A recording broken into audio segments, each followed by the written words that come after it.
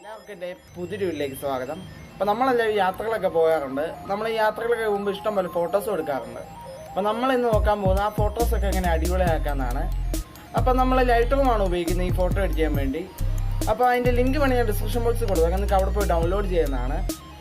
അപ്പോൾ നമുക്ക് എഡിറ്റിങ്ങിലേക്ക് പോകാം.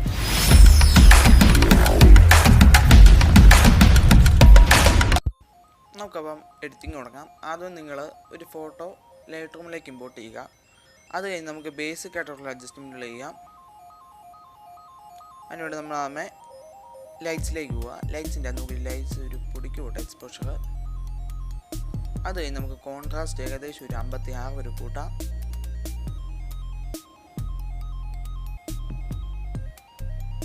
അത് കഴിഞ്ഞ് നമുക്ക് ഹൈലൈറ്റ്സ് ഏകദേശം ഒരു 80 വരെ കുറയ്ക്കാം.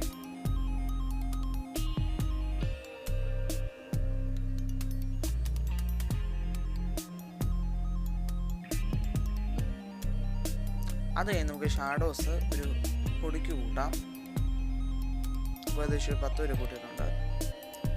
അത് കഴിഞ്ഞ് നമുക്ക് വൈറ്റ്സ് ഏകദേശം ഒരു 39 വരെ കൂട്ടാം.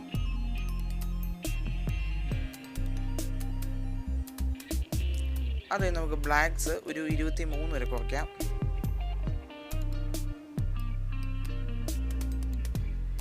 ഇപ്പോൾ 24 വരെ കുറച്ചിട്ടുണ്ട്.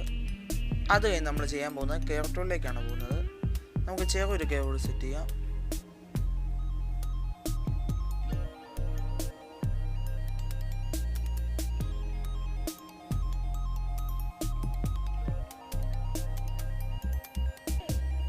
അപ്പം നമ്മുടെ കെയറിൻ്റെ സെറ്റിങ്സ് കഴിഞ്ഞിട്ടുണ്ട്. നമുക്കിനി ഡൺ കൊടുക്കാം. അത് കഴിഞ്ഞ് നമ്മൾ കളർ ടൂളിലേക്കാണ് പോകുന്നത്. അതിൽ നമുക്ക് ടെമ്പറേച്ചർ ഏകദേശം ഒരു 6 വരെ കുറയ്ക്കാം. അതിന് വൈബ്രൻസ് ഏകദേശം ഒരു 14 വരെ നമുക്ക് കൂട്ടാം. പിന്നെ സാച്ചുറേഷൻ ഒരു 30 വരെ കുറയ്ക്കാം.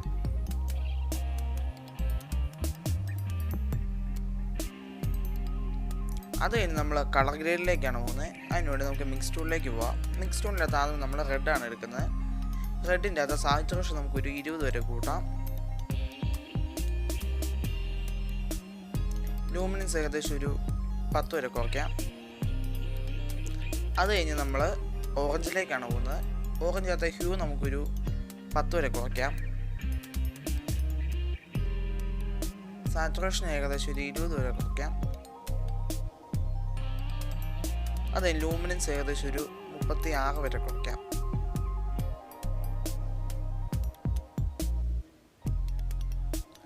അത് കഴിഞ്ഞ് നമുക്ക് യെല്ലോയിലേക്ക് പോവാം. യെല്ലോയ്ക്കകത്ത് നമ്മൾ സാച്ചുറേഷൻ ഏകദേശം ഒരു 50 വരെ കൂട്ടാം.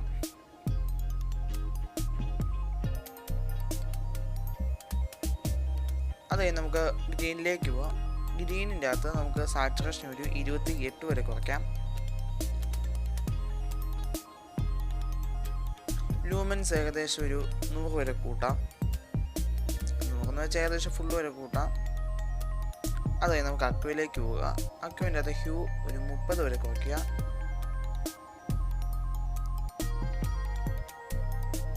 പിന്നെ സാച്ചുറേഷൻ ഒരു 40 വരെ കൂട്ടുക.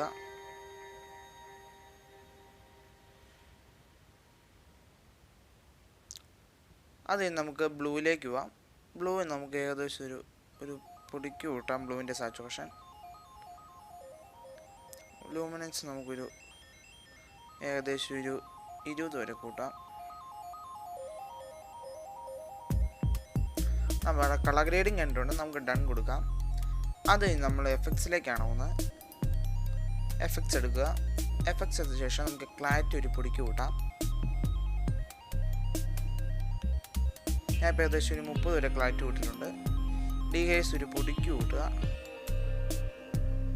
അതൊന്ന് വിഗ്നേറ്റ് നമുക്ക് ചെറുതായിട്ടൊന്ന് അഡ്ജസ്റ്റ് ചെയ്യാം. പിന്നെ മിഡ് പോയിന്റ് അഡ്ജസ്റ്റ് ചെയ്ത് കൊടുക്കുക. ഫെദർ നമുക്ക് അഡ്ജസ്റ്റ് ചെയ്യാം. അത് കഴിഞ്ഞ് നമ്മൾ സ്പ്ലിറ്റ് ഓണിലേക്ക് പോവുക. സ്പ്ലിറ്റ് ഓണിൻ്റെ അകത്ത് നമുക്ക് ഒരു 209 വരെ നമുക്ക് ഹൈലൈറ്റ്സ് കൂട്ടാം. 209 സാച്ചുറേഷൻ ഏകദേശം ഒരു 19 വരെ.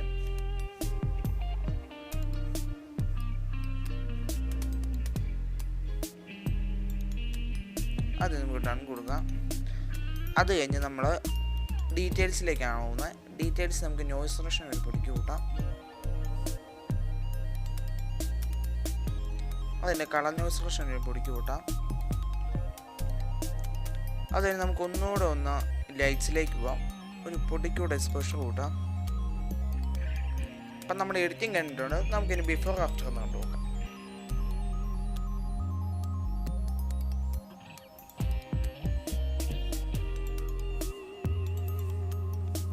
അപ്പോൾ എല്ലാവർക്കും എൻ്റെ വീഡിയോ ഇഷ്ടപ്പെടുകയാണെങ്കിൽ ലൈക്ക്, ഷെയർ, സബ്സ്ക്രൈബ് ചെയ്യുക.